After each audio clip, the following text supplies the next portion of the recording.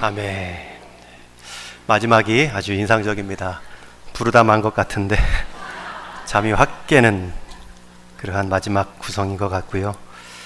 오늘 제자반 9기 수료 예배와 함께 말씀을 준비했습니다. 예배 순서에는 수료식, 수료 특송 이렇게 있지만 수료식의 핵심은 이 제자에 관한 말씀을 듣고 그 제자에 관한 훈련이 무엇이었나를 우리 성도님들과 함께 나누는 데 있습니다. 성경에는 듣기만 해도 좋은, 기분 좋은 단어들이 참 많은데 은혜, 복음, 사랑, 위로 생각하면 할수록 가슴 설레이는 단어들이 참 많습니다. 하나님 나라, 모든 민족의 예배, 선교. 그런데 이 모든 기분 좋은 단어들을 실제로 누리게 하고 또 그 기분 좋은 단어들을 나누는 귀한 단어 하나가 바로 제자라는 단어입니다. 제자가 되어야 누리는 하나님의 특별한 은혜가 있고요. 또 제자만이 감당할 수 있는 하나님 나라 복음의 사명이 있습니다. 성경에는 제자라는 단어가 마데테스라는 헬라어로 쓰고 있지만 원래 이 단어는 종교 용어가 아니라 그 당시에 일반적으로 썼던 따르는 자, 특정인을 배우는 학생이라는 뜻의 단어입니다. 그리고 이 제자라는 단어는 이 성경의 여러 표현들과 함께 나오고 있지만 이 제자 훈련이라는 말은 없고요. 과연 제자가 누구이고 어떤 훈련을 받았는지도 잘 설명해 주지 않습니다. 그런데 예수님은 이 제자들을 통하여서 본인의 사역들을, 공생애를 시작하셨고 죽으시고 부활하신 후에도 이 제자들을 찾아가셔서 결국 제자들을 세우셨고 그리고 마지막 부활을 앞두고 주신 마지막 사명은 땅끝까지 가서 이 제자를 삼으라는 명령이었습니다. 여러분, 예수님의 사역은 제자로 시작했고 제자들을 회복해냈고 그리고 제자를 삼는 말씀으로 예수님의 공생애는 끝이 납니다.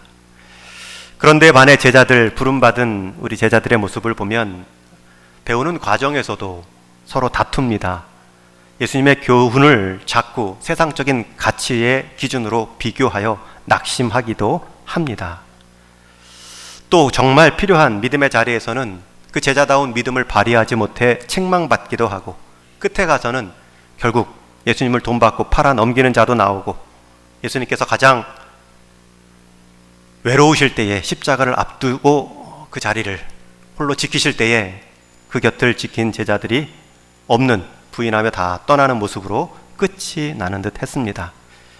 그럼에도 제자들을 예수님은 찾아가셨고 그들 가운데 연약함을 포기하지 않으시고 새로운 자들로 교체하지도 않으시고 그들을 찾아가 위로하시고 권면하시며 결국 제자다운 제자로 이어가게 하셨습니다. 제자로 부름받은 우리는 실패할 수 있지만 제자로 부르신 예수님은 실패하지 않으셨습니다. 저는 이 신약의 제자라는 말이 구약에는 나오지 않음을 보게 되었습니다.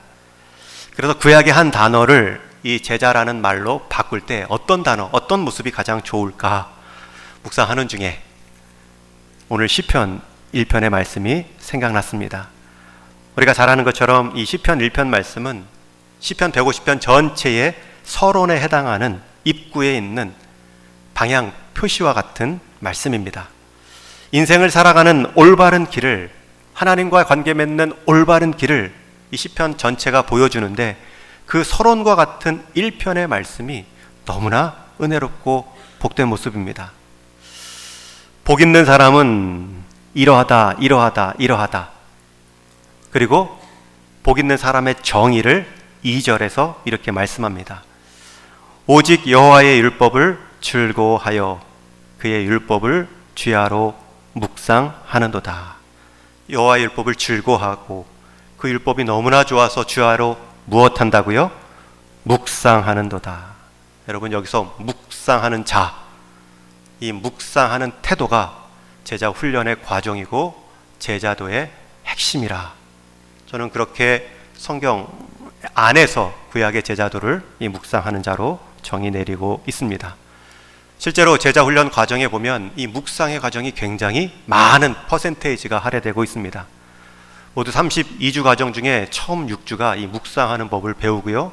나머지 이 20주가 넘는 기간에도 항상 묵상 숙제와 묵상하는 법으로 성경 본문을 배우는 것을 함께 해 나가고 있습니다. 여러분, 이 2절에 이 묵상을 잘 할 때에 두 가지 복이 이어지고 있습니다. 첫 번째는 3절에 그는 시냇가에 심은 나무가 철을 따라 열매를 맺으며 그 잎사귀가 마르지 아니함 같으니 그가 하는 모든 일이 다 형통하리로다. 묵상하는 자의 복은 시냇가에 심겨진 그 인생처럼 뿌리 깊은 하나님의 은혜 내리어 하나님의 형통케 하심을 볼 수 있습니다. 두 번째 복이 있습니다. 1절에 악인들의 꾀를 따르지 아니하고 죄인들의 길에 서지 아니하며 오만한 자들의 자리에 앉지 아니하고. 묵상함으로 무엇을 얻는 복, 무엇이 되는 복도 있는데 묵상함으로 무엇을 피하는 복도 있습니다. 악인의 꾀를 따르지 않고요, 죄인들의 길에 서지 않고요, 오만한 자들의 자리에 앉지 않습니다.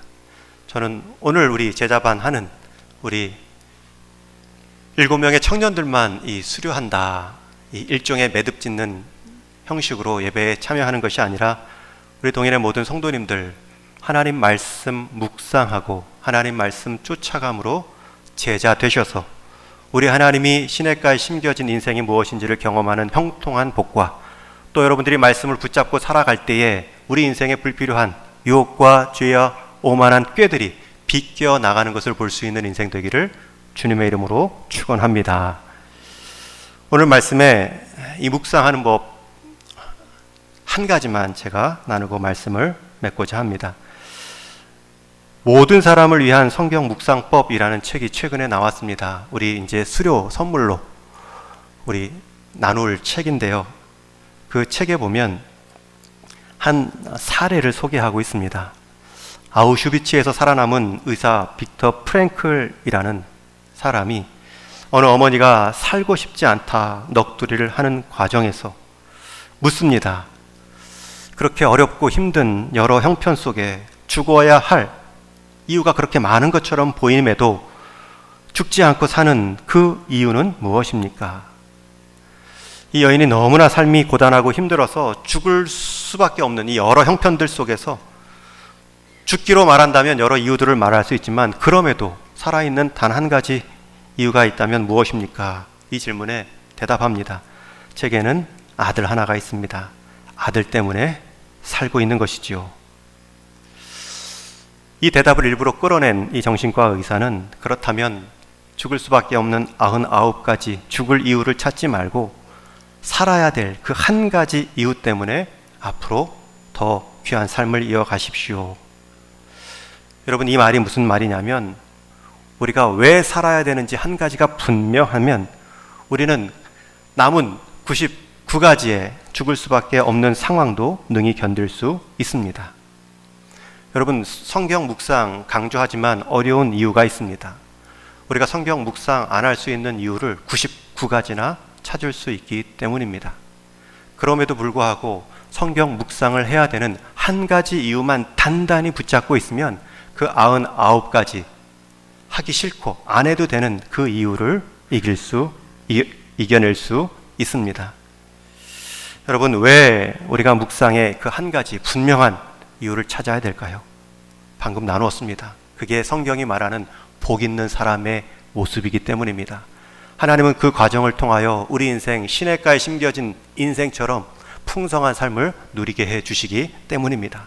불필요한 인생에서의 고난, 시련, 매번 반복되는 유혹, 이것들을 비껴가게 하는 복 있는 삶의 모습이기 때문입니다. 어떤 분들은 말합니다. 묵상이 참 어려워요. 시간이 없어요. 함부로 묵상하다가 내 뜻대로 자의적으로 해석하면 어떻게 해요? 묵상 하나하나 그 삶은 그 삶인 것 같아요. 여러분, 방금 이러한 이유들이 정말 묵상해야 될 이유입니다. 묵상이 어렵기 때문에, 묵상이 자의적으로 할 수 있기 때문에, 묵상이 바빠서 시간 낼 수 없기 때문에, 묵상을 해도 변화되지 않는 모습 때문에 우리가 안 한다면 바꿔서 말할 수 있습니다. 여러분, 묵상을 안 했는데도 그 정도면, 만약에 여러분 인생에서 그 말씀에 묵상마저 없었다면 어떻게 더 떨어졌을까요? 변화받지 않는 분들 말합니다. 해도 변함이 없는데요. 근데 그마저도 그 묵상이 없었다면 어떤 모습이었을까요? 바빠서 못합니다. 여러분 바쁠수록 기도하는 것처럼 그렇게 바쁜 인생에 하나님 말씀 없이 분주하면 어떤 위험이 찾아오겠습니까? 자의적으로 해석할 수 있다는 것인데 여러분 설교도 듣고 우리가 함께 구역으로 성경 공부할 기회도 있지요. 자의적이라는 말은 여러분들이 이단에 대한 너무 부담 때문에 함부로 해석한다라고 하지만 여러분들은 이미 수백 번의 설교를 들어왔기 때문에 그 들은 말씀의 토대 위에 여러분 직접에게 말씀하시는, 여러분 상황에 직접 말씀하시는 하나님의 개인적인 뜻으로 받을 수도 있습니다.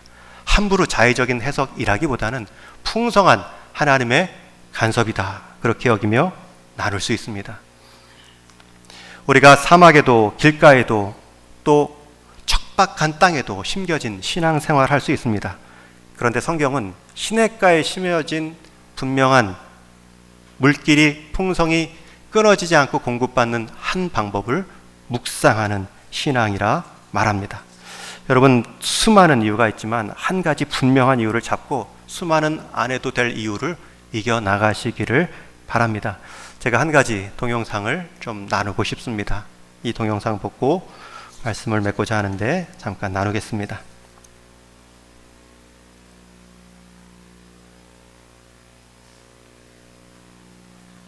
자, 2019 올해의 달인 이제 마지막 후보를 만나볼 차례입니다. 그 주인공은 평범한 사무실에서 비범한 능력을 보여줬던 서주환 달인인데요. 대구 계셨잖아요. 네, 맞아요. 7월 중순에 올라왔습니다. 지금 업무 중이신 거죠? 기억하시나요? 올해 2월 오로지 한 손으로 정교한 문서 작업을 해내던 엄청난 타이핑 실력. 폭풍 같은 키보드 소리가 그의 능력을 증명해 줬었죠. 양손을 다 쓰는 사람들도 도저히 따라잡기 힘든 수준. 오직 한 손으로 분당 760타를 넘나들던 신기에 가까운 능력의 소유자. 화면 치는데 굳이 양손을 다 써야 된다는 이유는 없잖아요. 슬픈 경험이 아름다운 사람을 만드는 것 같습니다. 좋은 어른이 되었고 앞으로도 좋은 사람으로 오래 남을 거라고 믿습니다. 사실 달인이 오른손만 쓰는 이유에는 안타까운 사연이 있었죠. 바로 왼팔에 의수를 착용하고 있었기 때문인데요. 아들의 아픔이 부모의 마음에도 큰 상처로 남았습니다. 눈물도 많이 흘리면서 그러니까 이 친구가 이렇게 대견하게 그냥 컸고 키워가는 그 과정에서 눈물을 정말 많이 흘렸을 것 같아요. 방송 후 달인은 어떻게 지냈을까요? 얼굴이 더 좋아지신 것 같아요. 진짜로. 요즘 취업을 해서 그런가 봐요. 공공기관에서 이번 연도 상반기 공채 모집을 하였는데 제가 거기에 운이 좋게도 합격을 해서 지금 이렇게 정규직 재직자로 근무 중입니다. 꿈을 이루신 거죠? 꿈이라는 게 솔직히 취업이 꿈이라고 하면 너무 인생이 재미없잖아요. 그래서 꿈을 이뤘다기보다는 그 꿈에 다가갈 수 있는 것에 조금 더 보탬이 됐다? 그렇게 생각하고 있습니다. 너무 그때 감명 깊게 봤어요. 저 친구랑 한번 근무를 해봤으면 좋겠다 했는데 저한테 딱 오리지사로 오더라고요. 저 깜짝 놀랐어요. 사업장명 그때 맞으세요? 행운은 준비된 자에게 찾아간다는 말이 맞나 봅니다. 달인에게 일어난 기적 같은 일, 세상의 편견을 극복하고 누구보다 열심히 살아온 그가 이뤄낸 승리의 업적일지도 모르겠습니다. 고용보험료 먼저 말씀드리겠습니다. 잠시만 기다려주세요. 세상 앞에 당당한 그의 모습에서 주변 사람들 역시 많은 것을 깨닫게 됩니다. 제 아들, 둘째 아들하고 동갑인데요. 배울 게 진짜 많아요. 그리고 겸손해요. 요즘 젊은 애들은 거의 다 그런 편에 속하는데 그런 부분들을 굉장히 높이 평가해 주고 싶어요. 새 직장에서도 그는 이미 톱스타. 빛보다 빠른 타이핑 실력에 모두가 놀라움을 금치 못합니다. 그야말로 시선 고정. 같은 인간의 손인가 싶을 정도입니다. 그 특별함은 절로 얻을 수 없는 것인 걸 잘 알기에 경외의 심마저 드는 순간 찬사가 쏟아집니다. 양성을 진짜 극복해낸 그 모습 자체가 되게 대단하다는 생각이 들어요. 생활도 보면 진짜 열심히 해요. 무엇인가 하려고 할 때 뒤로 안 빼고 본인이 솔선수범해서 하려고 하는 거예요. 어릴 때는 한 손으로 치자는 생각은 못 해봤고 그냥 단순히 이 의수를 어떻게 활용해서 키보드를 칠 수 있을까라는 고민을 되게 많이 했던 것 같아요. 기나긴 고민, 안 해본 도전이 없습니다. 그 중에서도 가장 오랫동안 고심했던 건 의수의 나무젓가락을 꽂고 타이핑하기였습니다. 어찌하면 이건 될 것도 같았죠. 나무젓가락은 길고 뾰족해 정확성이 높았으니까요. 하지만 독수리 타법으로 인해 속도가 영 붙질 않았습니다. 때문에 오타도 많았죠. 할 수 있다고 마음먹은 후 찾아온 고비, 그러나 다리는 좌절하지 않았습니다.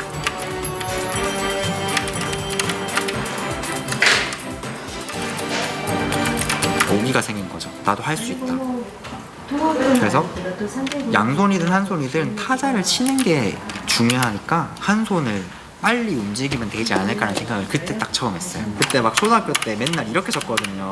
검지로만. 네, 한 손으로만 치던 게 점점 하나, 둘, 셋 이런 식으로 되어갔고 나중엔 여기에 속도가 붙으면서 안녕하세요가 된 거고 지금은 안녕하세요 이렇게 되면서 누구보다 치열하게 살아온 달인에게 이제 기쁜 소식을 전할 차례. 2019 올해의 달인 대상 후보로 선정되셨습니다. 예상치 못한 소식에 깜짝 놀라는 달인. 후보자가 되신 걸 축하드려요. 달인이라는 걸 자부심을 가지고 저 역시 다른 사람들한테 좀 더 좋은 에너지를 많이 줄 수 있도록 더 열심히 살겠습니다. 새해 복 모두 많이 받으세요. 서주환 주인 대상을 기원합니다. 제가 TV 프로그램 중에 즐겨 보는 달인 프로그램인데요. 우연하게 작년 연말에 12월 말에 찾아본 한 영상입니다.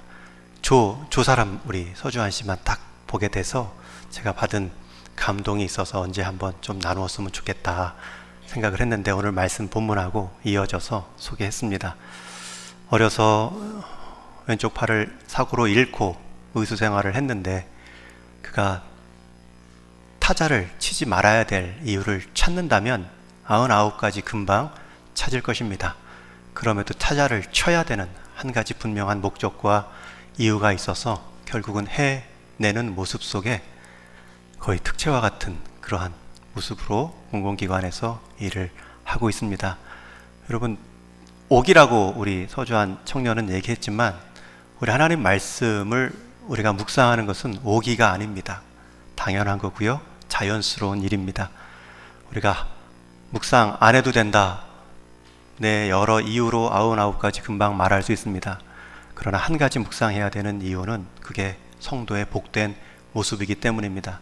그 모습 속에 하나님은 우리 인생 하나님 은혜의 냇가에 깊이 심겨진 인생으로 복 주시고 또 불필요한 말씀 밖의 유혹들을 선제적으로 멀어지게 할 수 있는 그러한 예방의 삶의 모습으로 복 주시기 때문입니다. 저는 그런 복을 우리 제자반, 우리 수료하는 우리 청년들뿐만 아니라 우리 성도님들이 다 함께 누리셨으면 좋겠습니다.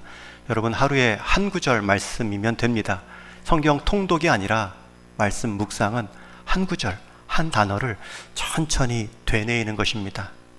우리 육신의 양식도 하루 3번 이게 먹는 과정에 그 식사를 통하여서 힘을 얻는데 우리 하나님께서는 우리에게 말씀을 통해 영의 양식을 얻게 하시고 누리게 하셨습니다. 저는 개인적으로 제 인생 말씀으로 시편 73편 28절 말씀을 꼽고 묵상합니다. 선교지에 가서도 그 본문으로 처음 도착 예배를 드렸는데 하나님께 가까이 함이 내게 복이라. 내가 하나님을 나의 피난처로 삼아 주 여호와의 행적을 전파하리로다. 복의 정의를 하나님께 가까이 하는 것, 그리고 삶의 도피처를 하나님께 숨는 것, 그리고 내 삶의 목적을 하나님의 행적을 전파하는 것, 이 세 말씀을 한 단어든 한 구절이든 계속 묵상합니다. 또 우리가 매일 성경 본문을 통하여 지금 창세기 말씀 보고 있는데 여러분 다 보기 힘들면 한 구절 한 단어가 탁 들어옵니다. 그 말을 기억해내십시오. 그냥 한 구절 한 단어 뽑았다가 아니라 그 구절 그 한 단어 오늘 내게 하나님께서 어떤 힘으로 위로로 때로는 책망으로 말씀하실까, 그 말씀의 붙들림, 이게 묵상입니다. 너무 어렵게 생각하지 마시고요. 하루에 한 구절 한 말씀이라도 내가 씹어 내 영적인 유익 누리겠다 다짐하시는 그 복된 사람이 될 수 있기를 축원합니다. 우리 7명의 또 우리 귀한 자매들, 청년들 한 해 동안 수고 많으셨어요. 그 바쁜 일터에서 또 청년부로 교사로 여러 활동하는 과정에서 토요일에 모였다, 수요일에 모였다. 이게 너무 모이기가 힘드니까 이제 주일 저녁에 오후에 모여서 같이 하는데 얼마나 피곤하겠습니까? 할 일도 많을 텐데 그 말씀의 자리 지켜나간 것, 우리 서주한 청년보다 더 귀한 모습입니다. 한 손 타자를 넘어서는 그 한 손 인생으로 하나님 말씀 귀한 타자같이 잘 쓰임 받을 것입니다. 32주 동안 우리 교회 청년들 이렇게 해왔는데 끝이 아닙니다. 말씀의 교제가 우리 안에서 계속 이루어질 수 있기를 바랍니다. 제자의 부르심은 누구나 제한이 없습니다. 우리 주님 따라가는 그 삶, 우리가 말씀 묵상으로 내 일상에서 이어갈 수 있습니다. 저와 여러분 다른 복 구하지 말고 우리 하나님 말씀을 한 구절 한 말씀 한평생 붙들고 살아감을 통하여서 시냇가에 심겨진 인생, 불필요한 유혹들 비껴가는 인생 되기를 주님의 이름으로 축원합니다. 기도하겠습니다. 하나님 아버지, 시냇가에 심겨진 복 있는 인생으로 우리를 부르셨는데 다른 복 구하기 이전에 말씀으로 우리에게 약속하신 그 시냇가에 심겨진 깊은 인생, 또 불필요한 우리 인간적인 악인들의 꾀를 따르는 죄인들의 길에 서지 않는 우리 모든 성도들의 유혹을 비껴나가는 복도 누리는 우리 동일의 모든 성도 제자의 삶이 되게 하여 주옵소서. 수료하며 또 말씀을 새롭게 묵상하고자 결심하는 우리 모든 청년들에게, 우리 모든 성도들에게 우리 하나님 그 말씀의 유익, 은혜, 재미와 의미를 더해 주시기를 간절히 바라옵고 예수님의 이름으로 기도하옵나이다. 아멘. 바로 이어 간단히 수료식 진행합니다. 우리